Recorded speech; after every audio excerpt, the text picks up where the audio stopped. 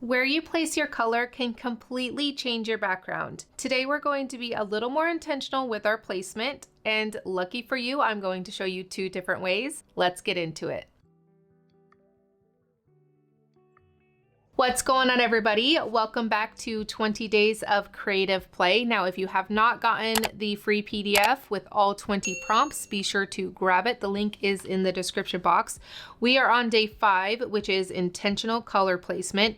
Now, I have done this a couple times already throughout the series, just because that's how I create. But we are going to actually do dark edges and lighter center. This is so that when we are building our backgrounds, your eye is, you have something to draw your eye towards the center, which sometimes can be where our focal point is, right? So if you want something that has the focal point on the bottom half of your paper, then you could do dark to light or light to dark. You can do dark in the center, light on the outside, however you want to do it. But we're just being a little more intentional with our color, because sometimes we kind of spray and pray, what I kind of call it. Just kind of spray down and then hope it turns out good, right? We're going to be, again, intentional with how we add our color to our paper. Now, I am using Strathmore mixed media paper. This is my favorite paper to use for sprays. I'm also bringing in my cookie cooling rack. Now, the colors I'm going to be using today are Antique Linen, Speckled Egg, Uncharted Mariner, Rusty Hinge, and Ground Espresso. So it seems like a lot, especially since coming off of day 3 where we did the limited color palette. So if this is very overwhelming for you, stick with limited colors, maybe just 2 or 3, and you will still have an amazing background. So what I like to do is take Antique Linen, just kind of spritz it all around, okay? Not really much, just getting some sort of color down, and I do it all over, as you can see, okay? Now I'm going to hold it down with this pokey tool. That's what I call it. I think it has a more technical name, but I call it my pokey tool. And I'm going to dry this. You can see it's not completely dry, but I am going to add a little bit of speckled egg, and I might kind of regret this because it might turn too green, but I'm just focusing on the center there. And then I'm gonna go in with a little Uncharted Mariner. Actually, I'm gonna go in with Rusty Hinge. Okay, and then if you want to be really intentional with your placement of color, take the nozzle out and you can either splatter it on. I'm just kind of touching around where I want that color. So I'm gonna go blue and then into the Rusty Hinge, and then we're gonna go in with the Uncharted Mariner, and then we'll go in with a little bit of the Ground Espresso on the very outside, just in a little couple areas, right?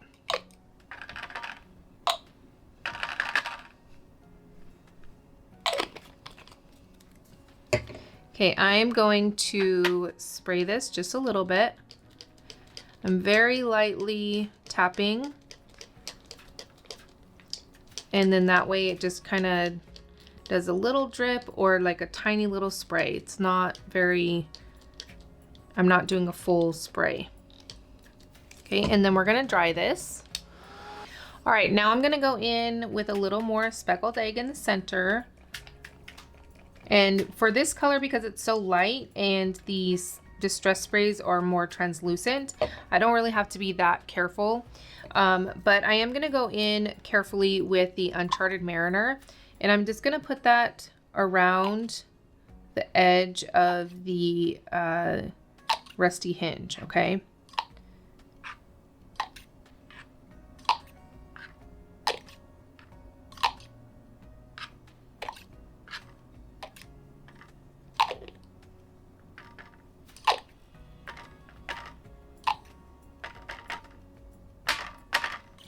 All right, my pokey tool, and I'm just gonna spray this out. I want it to wick out quite a bit because I think I actually want a little bit of that white space on the edge. So we'll see how it turns out. I might change my mind. All right, so see how it's starting to get darker on the edges and lighter in the center? That's exactly what I wanted. All right, I am going to take just a little bit of the ground espresso and just lightly put it in a couple areas because this is a very dark color. And I did flip my paper around, and I have decided that I am going to use a little bit of Distress Oxide. I'm gonna go in with a little bit more Rusty Hinge as well.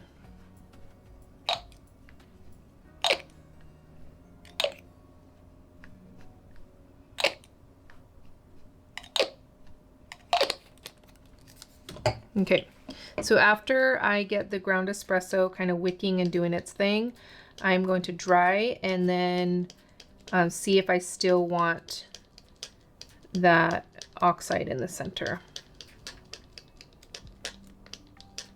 Because I want it to be pretty dramatic, and right now it's not giving dramatic.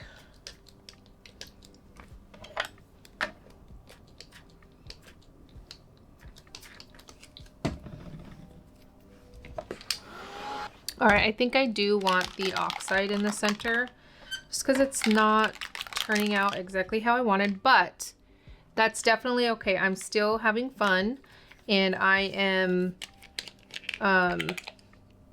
still enjoying creating, right? So even though it's not turning out exactly how I wanted, usually there's a fix. In this case, the center isn't as light as I wanted it to be, and I'm really loving using the oxides with the distress sprays, specifically like this. And I do this in my new class in more depth, of course. We use paste and all kinds of different techniques. We're going to be creating 3 different cards. A link to that will be down in the description. But if you're wanting to dive a little bit deeper into mixed media, it's a great class. It's called Mixed Media Foundations, and it's going to be amazing. All right. And I don't want to spray this because I don't want it to go everywhere. So I'm just taking the nozzle and just kind of splattering it on there. There we go. All right, I'm gonna spritz a little bit of water, okay? I do want some of that color to mix in with that oxide. It creates just such a cool effect. I go in with more oxide.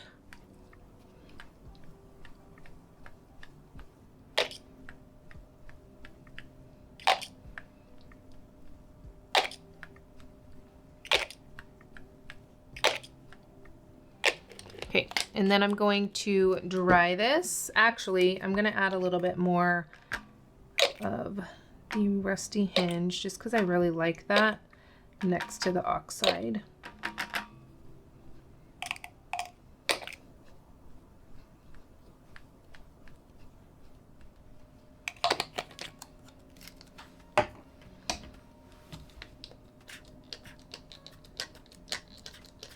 Yes, I absolutely love when the Rusty Hinge and the oxide mix together. I'm using Lost Shadow if I didn't mention that. All right, I'm gonna add just a little bit more water. Now, this is not exactly what I had intended for this background to be, but I am loving this. Okay, so I really wanted to stick with just spray, like the spray stains. But I really love the look of the oxide in the center, and that's such a great way to kind of lighten things up if you need to, depending on what oxide color you're using. So just keep that in mind. And again, if you're working through a project or a background and you're kind of thinking like, ugh, this is not turning out, same. Same. And that's okay. You're still having fun. You're still creating. You're still learning. And that's the most important thing, I think, is I think we forget that sometimes it doesn't have to turn out exactly how we want it to, right? Like as long as we are enjoying the process and actually creating something, that's a win.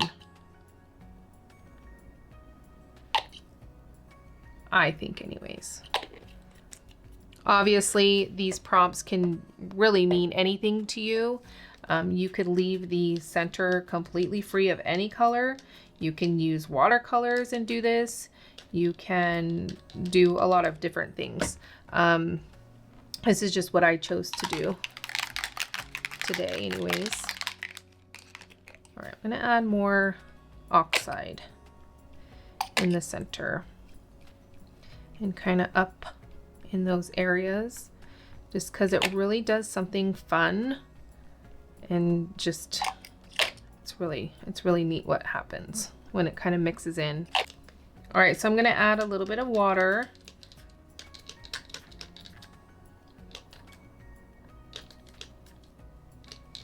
I'm gonna dry this. Here is a look at the finished background we've just created. For this one, I was really intentional with my color placement, keeping the lighter colors in the center and the darker colors around the edges to help guide the eye towards the center, if that's where I choose to put my focal point. Now, this was definitely one of those trust the process backgrounds for sure, but I absolutely love how it turned out. And I wanted to show you a second way to try this same technique, just a slightly different look. So I'm going to start again with some Strathmore mixed media paper, and if I didn't stress it enough, paper is so important when working with spray, so make sure you have the right type of paper. I'm going to spray speckled egg in the center. This is the speckled egg spray stain. And then I'm going to spray some Uncharted Mariner around the outside of that speckled egg, giving everything a light spritz with some water to help the colors move and wick and do its thing. I love watching this happen. It's amazing, and the Uncharted Mariner is probably one of the best colors of all time. I would love to know what your favorite distress color is. Leave it in the comments down below. I'm going to add a little bit more speckled egg and then add a little bit more water to it, dry it, repeat this process until I like the look. And then I'm going to be really intentional with my last two colors. I'm going to add just a little bit of Rusty Hinge and a tiny bit of ground espresso. I'm only adding those to the bottom left corner to create just a little extra depth and interest just in a little section of my background. This color combination is very similar to the first background, just used in a different way. I skipped the Antique Linen and Lost Shadow oxide this time, but the overall feel still kind of ties together nicely. And you could see how just changing the order or changing the placement of the colors just gives the background a whole different look, even though we're using basically the same colors. Now from there, I'm going to continue to build up layers, adding more water, a little more speckled egg, a little more Uncharted Mariner, and repeating the process until I'm happy with how everything blends and looks. Now here's a look at both of the finished backgrounds side by side. I hope this prompt gave you some inspiration to play with intentional color placement. Don't forget to download your free PDF and check out my upcoming class. The links are in the description box below. Now, if you create anything inspired by these prompts, I would love to see it. So tag me on social media and use the hashtag InkyWithTiffany so we can all share and get inspired. I want to thank you all so much for spending time with me today. And as always, don't forget to stay creative, my friends.